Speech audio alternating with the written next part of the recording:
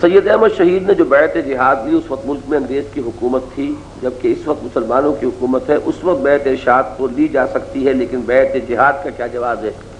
جواب ان کے سوال کے جواب میں کچھ آ گیا ہے یا ابھی اور اشکال باقی ہے؟ اول تو یہ کہ ہم جہاد کو قتال کے معنی میں نہیں لے رہے۔ قتال اس کی ایک آخری امکانی بات تو ہے، لیکن جہاد کو ہم تو وسیع سنس میں لیتے ہیں، اس لیے کہ جب سورہ فرقان میں یہ کہا گیا جاہدہم بہی جہادن کبیرہ،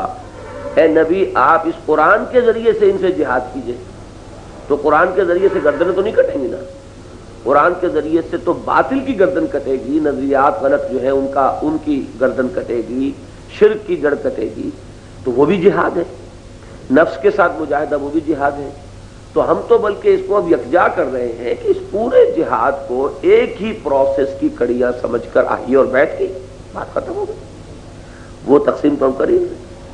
اور ہم کوئی بغاوت نہیں کر رہے، یہ ملک ہے، اس میں اس بات کی اجازت ہے کہ آپ جماعتیں بنا سکتے ہیں، بلکہ سیاسی جماعتیں بینڈ ہیں اس وقت کیونکہ مارشل لا ہے۔ باقی یہ کہ جن لوگوں نے الیکشن میں نہ جانا ہو ان کے اوپر کوئی پابندی نہیں، آپ کام کریں، ہم کر رہے ہیں کام، تو الیکشن میں ہم نے جانا نہیں ہے، یہ ہم نے طے کیا ہوا، اس لیے کہ ہمارے نزدیک الیکشن کے ذریعے کچھ نہیں ہوگا، ہمیں تو یہ کام کرنا ہے۔ اگر 10 لاکھ ایسے فدائین تیار ہو جائیں کہ جو کسی وقت کسی مطالبے پر لبیک کہنے کے لیے آ جائیں، اور کوئی ایک مطالبہ کیا جائے، اب مثلاً یہ کہ ارباب نیاز محمد خان نے کہتی ہے نا کہ جو ہم نے ہاکی ٹیم روکی تھی یہ صرف اس لیے روکی تھی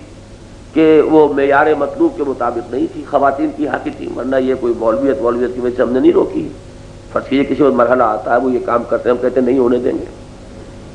ہم سڑکوں پہ لیٹ جائیں گے، ہم یہ کریں گے، ہم نہیں جانے دیں گے، ہماری غیرت جو ہے اس کو قبول نہیں کرتی۔ اگر ہو تو یہ ایک بات جو ہے یہی ٹکراؤ پیدا کر دے گی۔ حالانکہ ہم تو تلوار نہیں اٹھائیں گے، ہم تو صرف، کانگریس نے کیا کیا تھا، تلوار تو نہیں اٹھائی تھی انگریز کے خلاف، لیکن ستیہ گرہ ہے، نان کوآپریشن ہے، سمجھے آپ،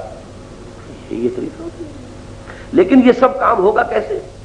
اب میں ایک بیان دے دوں تو اس سے کیا فائدہ؟ میں کہہ دوں نہیں جانے دیں گے ہم، اور وہ تو چلی جائے، ہم کچھ بھی نہ کر سکیں،